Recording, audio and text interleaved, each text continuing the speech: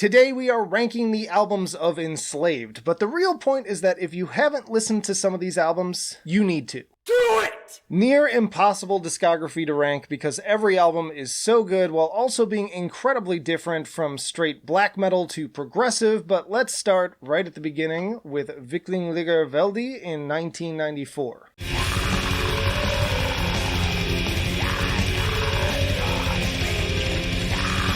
And I will probably never pronounce this name right, but I will try. Really enjoyable stuff. It's got that like cavernous, icy cold production and some really entrancing synth work. It was also put out on Euronymous' Death-Like Silence record label, but after his death. What's so unique about them too is that they were already toying with these longer song lengths and trying to be a little bit more progressive than everybody else, even if the result here is a little bit more repetitive than where they would go. Not perfect, could be a little bit more varied with the songwriting, but especially considering that they were like literally just kids when they made this, and not only was it completely original for the time, but still holds up today. That's impressive. I mean, Ivar Bjornsson was only 15. So yeah, I'm putting this one at great tier, and again, factor in that I still think that this is one of the best debut albums of the entire second wave black metal scene, but they only get better from here. So as if that wasn't enough, we also got Frost that very same year.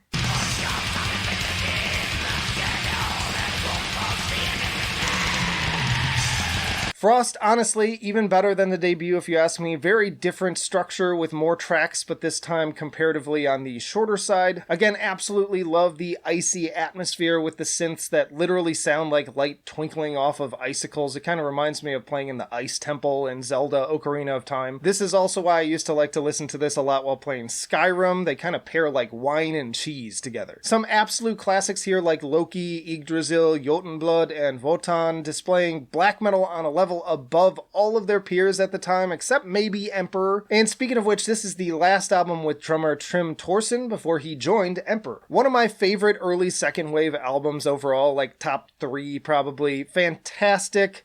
Not quite perfection, but definitely up there. I did actually rank it in S in my black metal sophomore albums list, which I stand by, but once again, within their own discography, there are still even more impressive ones ahead. And I don't want to overload any single tier, so call it S for their first era sound. Next up is Eld in 1997.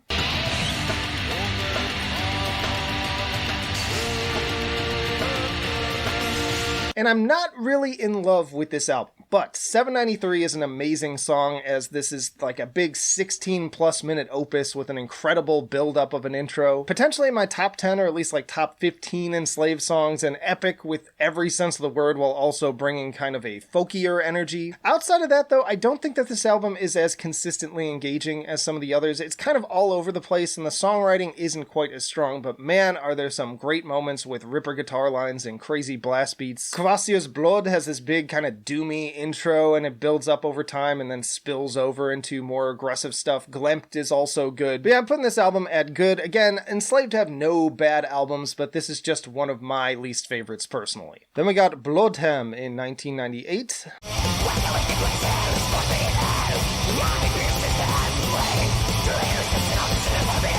Stepping up even more of those folk elements on this one alongside the kind of Viking style imagery of the cover. I feel like this does everything that Eld does, but even better, kind of like how Frost was an improvement on the debut. This just takes everything in a more focused direction, and again, making the song times more concise, and you've got so many more great classics here, like I Linker til Ragnarok with those sea shanty vocals contrasted with the crazier, aggressive black metal shrieks. Vertical Gods is another one of my all-time favorite Enslaved songs, especially from the earlier era. This would go easily in like my top 5 probably, with fantastic riffs. And then Nidingaslak and the title track are also fantastic. Honestly, I get goosebumps from a lot of these songs, and from the early era this could also be S, but within the scope of the full discography I'm also putting this one at fantastic. Next up is Mardraum, Beyond the Within in 2000.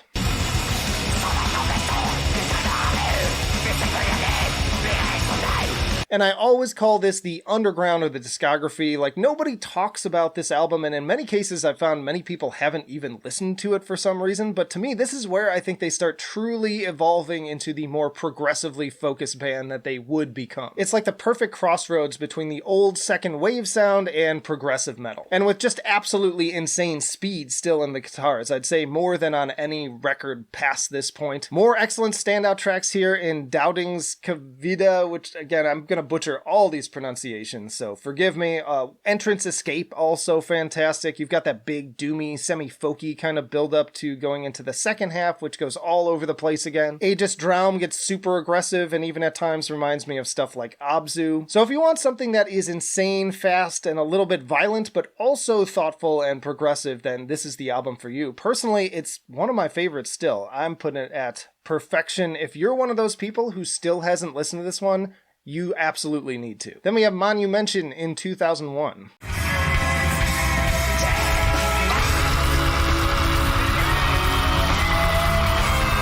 Now this is the one that normally kind of gets listed as where their real shift in sound happens, and that's true to an extent, really embracing their kind of like Pink Floyd side, which seems like it's reflected in the artwork as well. You can definitely hear the approach to guitar shifting more overtly towards prog with less of that jangly black metal sound, and that may be in part due to some of the lineup changes moving forwards from here. Vision Sphere of the Elements still brings some of those like faster, more aggressive parts on here that I also still enjoy. The Voices is excellent. It's the first album with entirely English lyrics too, notably. But another case where I'd say that there are a few real standouts, but then the rest of it is kind of inconsistent, and I'd venture to say even a little boring at times. So another one, me personally, going to good. Then we add Below the Lights in 2003.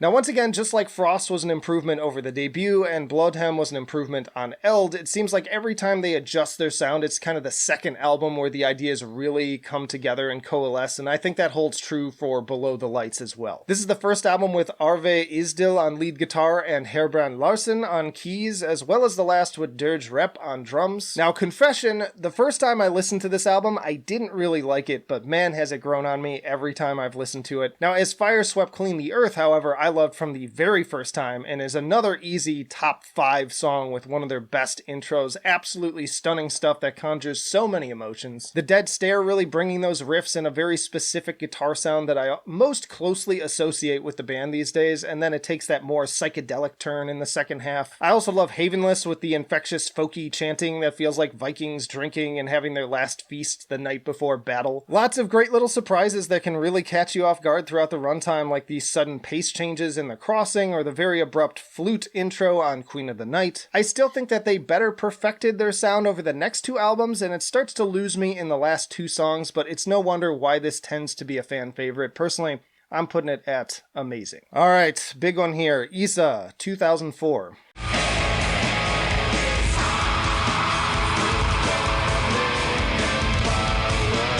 Now this is just a monument of an album, just like a moment captured in a time capsule that can really transport you back to when they recorded it and further defining the genre and the standard of the band moving forwards. No surprise that it's a commonly cited favorite album of many fans, and for good reason given just how consistent from a front to back listen it is with just no downtime. Every track is amazing. Lunar Force is another astounding opener with incredible hooks and a captivating chorus. Violent Dawning with its great start-stop riffs and drumming pace changes, and of course the title track and hypnotic Neogenesis. Just a transcendent, meditative album. I go back and forth on which album is my overall favorite depending on what mood I'm in, given all the different eras of their sound, but Isa has always been in the top 2 or 3. It's going to perfection. They followed that up with Ruun in 2006.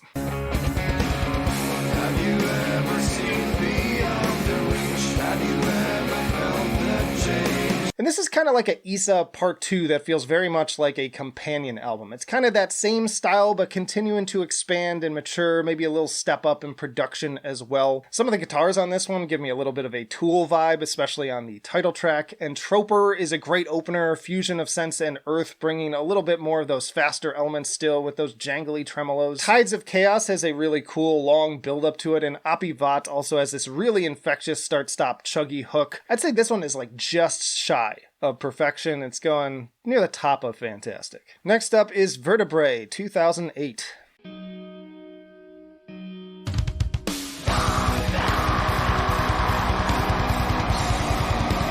Now this is another one where I have some kind of mixed feelings. Like there are some really strong high points like Clouds with its interesting sounds that kind of have this sort of ping pong effect on the guitar. It sounds kind of different than anything that they had done before. Reflection is another standout track for sure, with that driving riff always getting me head bobbing. And then of course The Watcher, which is another incredible spellbinding moment in there.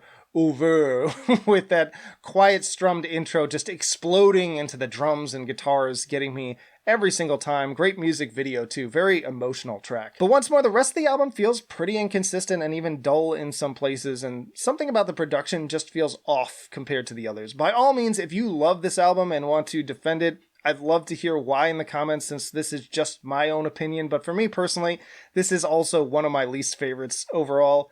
Gonna put this one at good tier. Axioma, Ethica, Odini, 2010.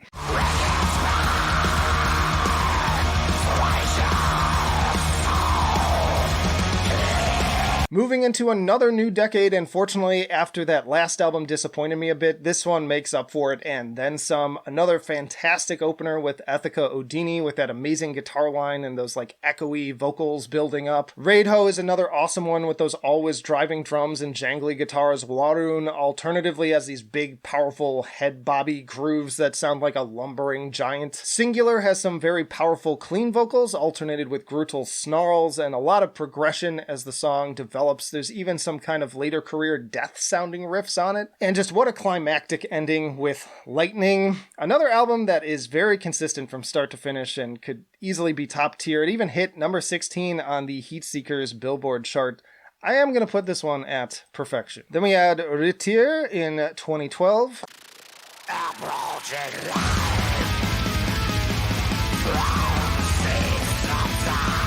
Now, from Ivor's mouth, this is his like Norseified take on the words rites and rituals, which form the central concept of the album. First off, Roots of the Mountain is another one of their best singles ever. Like an absolute treat of a track. It's one of those ones where you hear the intro coming on and you just drop everything to scream along and bang your head. And yet another great example of perfectly contrasting brutally heavy verses with an uplifting melodic chorus. Feel the flames, the streams of light below. This may very well be my favorite Enslaved song of all time. It's probably one of my most replayed. Death in the Eyes of Dawn is also great with its soft guitar sound wrapping you up like a warm blanket between those huge volcanic eruptions of guitars, chaotic synths, and brutal snarls. Thoughts Like Hammers makes for a great opener with its big rumbling guitars like a, again, lumbering titan mixed with some of the almost Rush-sounding riffs. Material has a fun bounce to it. I used to find this album to be a bit inconsistent, but now I really enjoy it pretty much all the way through. Maybe not quite as good as some of my favorites, but very strong, and notably, it was their highest debuting seller at the time. I'm going to put this one near the top of amazing. Alright, then we got In Times in 2015.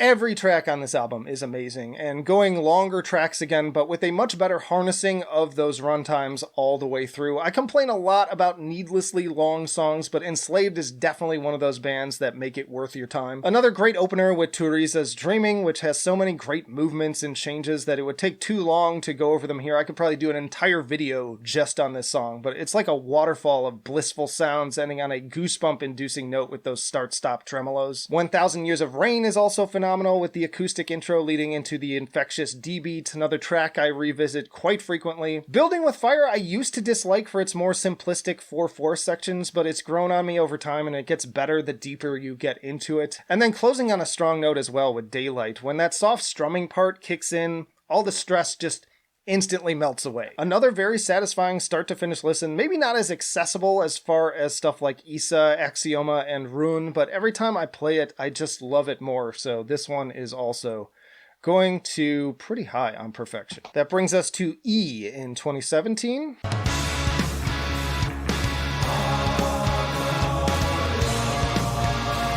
Storm Sun kicking in the door again. It takes its time with the long build-up, but it's worth it for the catharsis if you stick with it. It's got a good balance of the folky, ethereal elements alongside the proggier riffs with those awesome triplets. The River's Mouth is another standout with all the great little riffs and really killer organ solo. And then in the second half, there's this really incredible build with the pounding drums, folky, clean singing, and acoustic instruments. And speaking of organ, this is the first album with Hakan taking over on keys after Herbrand sadly left. Big shoes to fill, but he does an excellent job here. Sacred Horse is another one to really get you moving with its kind of bouncy elements. Axis of the Worlds and Feathers of Ul both have really fantastic atmosphere. Last time I did this ranking, I had some complaints about this one, but as is often the case when I do re-listens, my opinions change, and for whatever reason I enjoyed this one a lot more than I did even just like a year ago, but I still don't think it's as consistently strong as In Time. So it's going to amazing. Then we add Utgard 2020.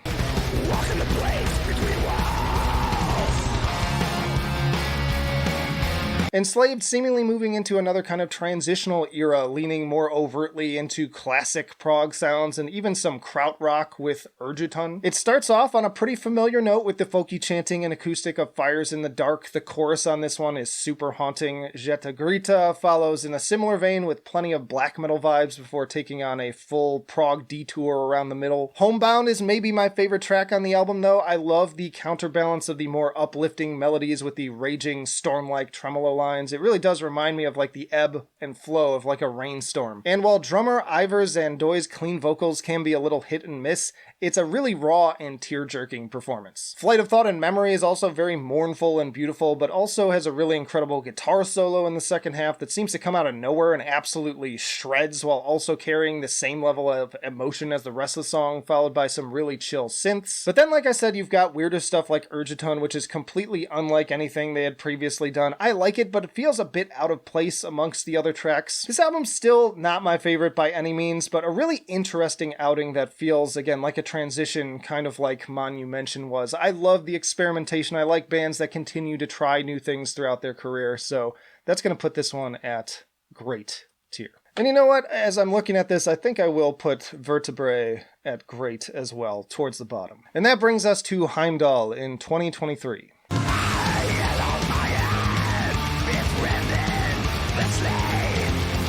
Behind the Mirror starts things off on a very head bob-inducing note, somewhat reminiscent of Thoughts Like Hammers, and then making its way through a number of impressive movements, including more trippy synth elements. Alternatively, Congelia picks things up with blast beats and tremolo strumming like a harsh frostbitten wind, somewhat even calling back to their roots of the second wave.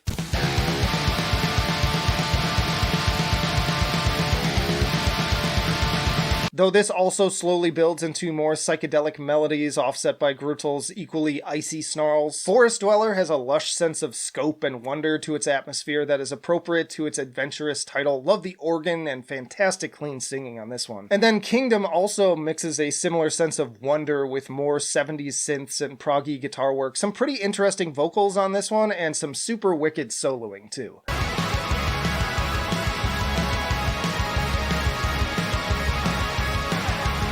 The intro to The Eternal Sea sounds like something off of the Tron 2 soundtrack mixed with a big rumbling bass line, which ends up being a real driving force to another powerful, ever-building track that calls back to a number of their best moments. And the standout bass work continues with the more chaotic Caravans to the Outer Worlds, which makes a return from the EP of the same name. Grutel's intense snarls and the blissful cleans on this one are like the perfect yin and yang, and likewise to how the more tranquil instrumentation and hypnotic drumming in the second half are the perfect counterpoint to the wild shredding of the first. Love this song.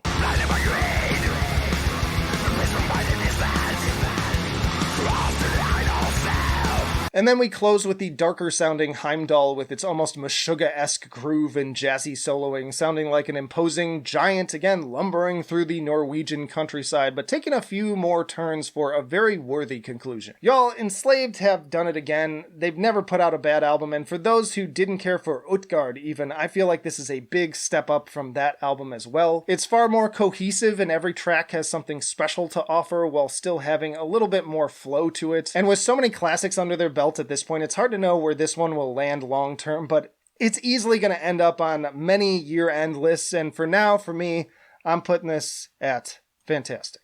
Y'all check out this playlist for more black metal tier lists and videos, and let me know down in the comments how would you rank these albums differently. Let's get a discussion going. But that'll do it for now. Flight of Icarus signing off. I will see you in the trenches.